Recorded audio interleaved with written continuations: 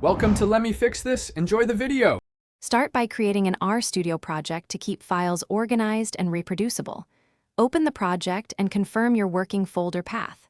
Run getud to show the current directory in the console. Change it with setud c/data if you need a different folder for files. Install helper packages now with install. Packages, reader, and install. Packages, readxl to import CSV and Excel formats. Finally, run dir to verify the data files are visible and ready to import. Import CSV files with reader. Read CSV data. CSV for speed and consistent parsing. Alternatively, use read. CSV data. CSV header equals true, strings as factors equals false when you prefer base R functions. For Excel files, use readxl. Read Excel file. XLSX sheet equals 1 to pull the first sheet.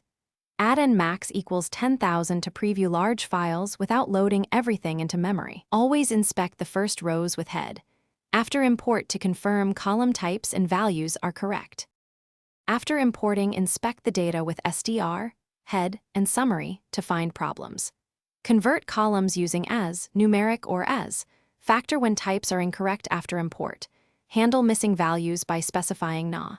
Strings equals c, na on import or by using deepler. Filter is na column to remove rows later.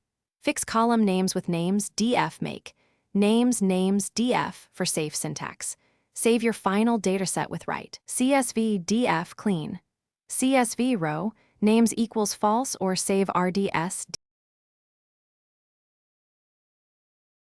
Thanks for watching. If you found this helpful, don't forget to like and subscribe.